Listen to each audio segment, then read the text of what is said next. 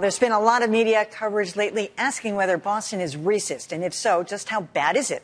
Recently, a big Boston story sized up the racial history of the Red Sox with a special focus on sports talk station WEEI. That prompted an outburst from one of EEI's biggest names, who now finds himself off the airwaves. Adam has more. In her story, The Yawkey Way, reporter Brittany De La Cretas cast a pretty wide net, from ex-Red Sox owner Tom Yawkey's ugly views to Howard Bryant's book on the team's lingering racial baggage. The black adults in Dorchester never went to Fenway Park. But her focus was the Red Sox broadcast partner, WEEI, whose strong ratings, she said, show a massive audience for bigoted rhetoric in Boston. Her top example, host Kirk Minahan was skeptical of Adam Jones's claim that he'd been called the N-word at Fenway. Such a name that's just nasty. The story also quoted a Sox spokeswoman saying that at times the opinions expressed on WEEI are offensive and out of line.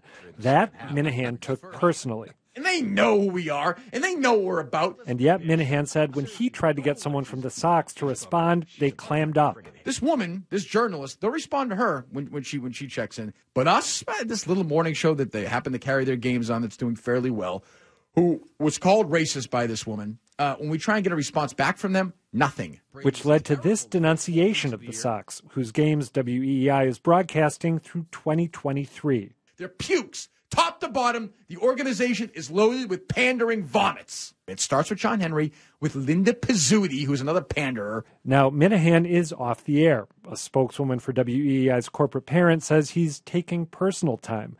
We asked if he's being paid for that break and haven't yet heard back.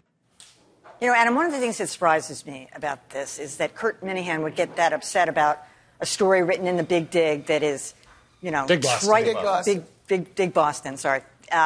It's trite, you know, it rehashes old ground, terribly written.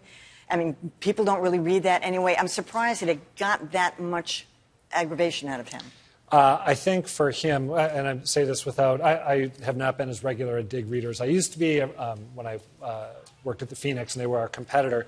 I think one of the things that frustrated him was that the Sox did provide this quote that seemed to endorse the notion that EEI has something fundamentally racist about it to an outlet that he thought didn't deserve that kind of responsiveness. I want to mention a few other things. We have that audio, which was taken down from the EEI website thanks to the website Awful Announcing, which grabbed it and was willing to share it with us. So thanks to them for doing that. Also, Sam Kennedy, the Red Sox president, did go on EEI yesterday on a different show. He said that Kirk Minahan has a real knack for getting high ratings. He said that he does not believe the Red Sox fan base is more racist than other fan bases around the country.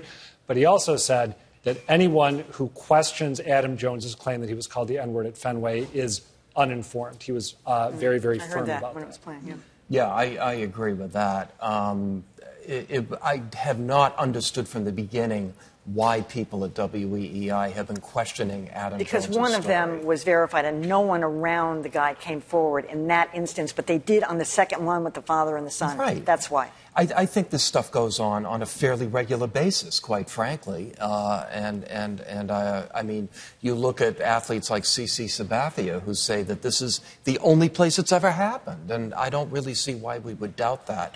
You know, there's a lot of different issues to pick through here.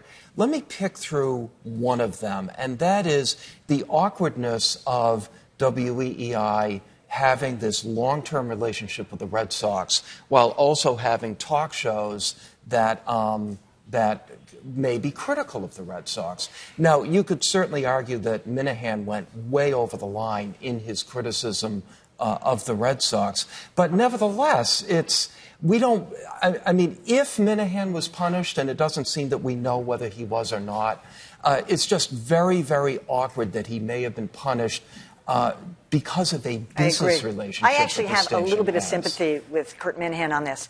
I don't like the way he said it, and I don't like what he said, but I understand the sentiment. He's saying no one dares cross that line. No, I agree completely. You know, so he was saying he did it, and then look what the consequences are. Well, I got many reactions. First of all, it's never a show I would listen to. Not that they're going to miss me, for the very reasons that many other people have said, whether you agree with them or not. And I just want to put on the table that more than one player, Adam Jones was the latest to come out and say, this happened to me. Many players have it put in their contract, I'm not coming to Boston for these reasons. So people get over it. It's happening. It's here. There's a history here. And it wasn't 75 years ago. It's happening now. That's what I want to say right now. Now, if you choose to say you don't believe him, then that's who you are, and we understand who you are. Okay, I get that. He's perfectly can go after the reporter.